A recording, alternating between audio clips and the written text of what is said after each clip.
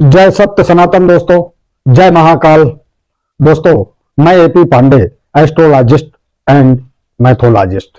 AP Pandey की पाठशाला में आपका स्वागत है। कैसे हैं आप सब? आशा करता हूं कि स्वस्थ होंगे, मस्त होंगे दोस्तों आज पाठशाला में हम बताएंगे कि महाशिवरात्रि में हमें क्या करना चाहिए, क्या नहीं करना चाहिए, शिव पूजन के क्या नियम हैं और कैसे हमें शिव पूजन करना चाहिए। और कुछ हमारे शास्त्रों में कुछ चीजें वर्जनीत हैं, उन्हें नहीं करना चाहिए, नहीं बहुत बड़ा नुकसान उठाना पड़ सकता है। यहां तक कि करोड़पति से रोडपति तक भी होते हमने देखा है।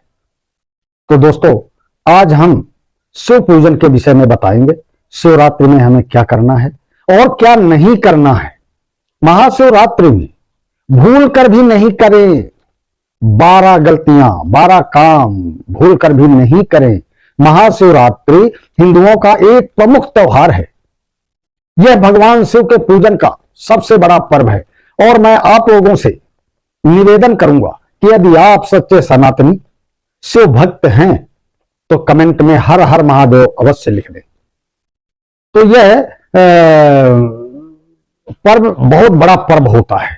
फाल्गुन कृष्ण पक्ष की चतुर्दशी को महाशिवरात्रि पर्व मनाया जाता है दोस्तों। और माना जाता है कि सृष्टि के प्रारंभ में इसी दिन ब्रह्मा से रुद्र रूप में अवतरण हुआ था। भगवान शिव जितना जल्दी प्रसन्न होते हैं उतनी ही जल्दी नाराज भी हो जाते हैं दोस्तों। इसीलिए शिवरात्रि के दिन पूजा पाठ में कोई गलती नहीं करें और उसके लिए कुछ बातों का विशेष ध्यान रखना जरूरी है। मैं ये बात बताऊं उससे पहले आप लोगों से अनुरोध करना चाहता हूं कि दोस्तों यदि चैनल में पहली बार आए हैं तो प्लीज चैनल को सब्सक्राइब कर लें, बेल आइकन बटन दबाना नहीं भूलें दोस्तों, और खूब शेयर करें। WhatsApp, Instagram, Facebook group, WhatsApp group, हर जगह जहां इच्छा हो वहां शेयर कर दे दोस्तों। तो अब मैं दोस्तों आप लोगों को बता रहा हूं कि महाशिवरात्रि में क्या करना चाहिए।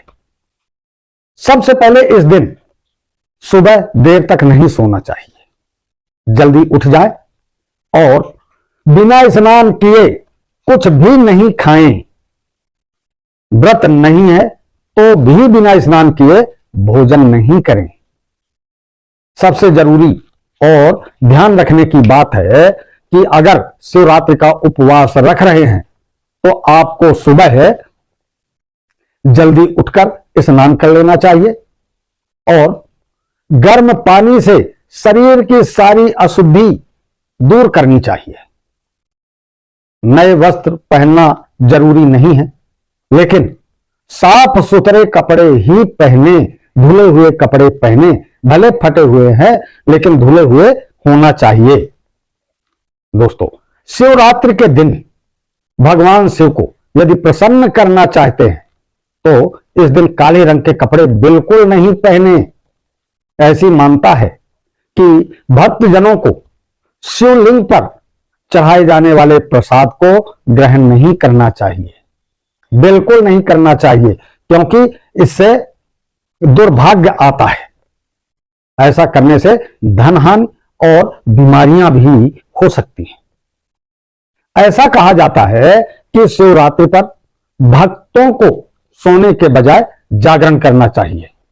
रात्रि जागरण के समय भगवान शिव के भजनों और आरती गाना चाहिए।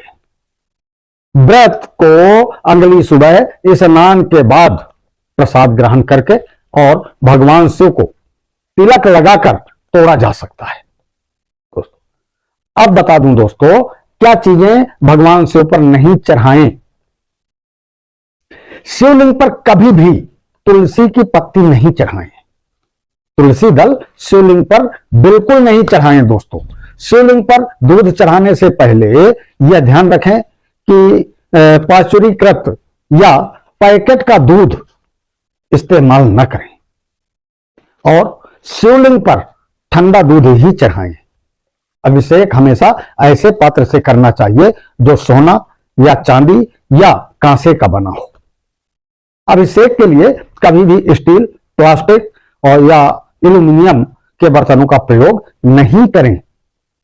भगवान शिव को भूलकर भी केतकी और चंपा का फूल नहीं चढ़ाएं। ऐसा कहा जाता है कि इन फूलों को भगवान शिव ने शापित किया था। केतकी का फूल सफेद होने के बावजूद भी भोलेनाथ की पूजा में नहीं रखा जाता। दोस्तों,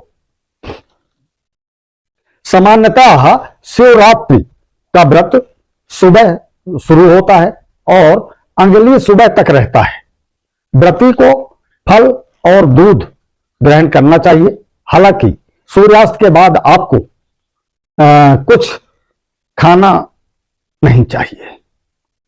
भगवान शिव की पूजा में भूलकर भी टूटे हुए चावल नहीं चढ़ाया जाता। अक्षत का मतलब होता है अटूट चावल। यह पूर्णता का प्रतीक है।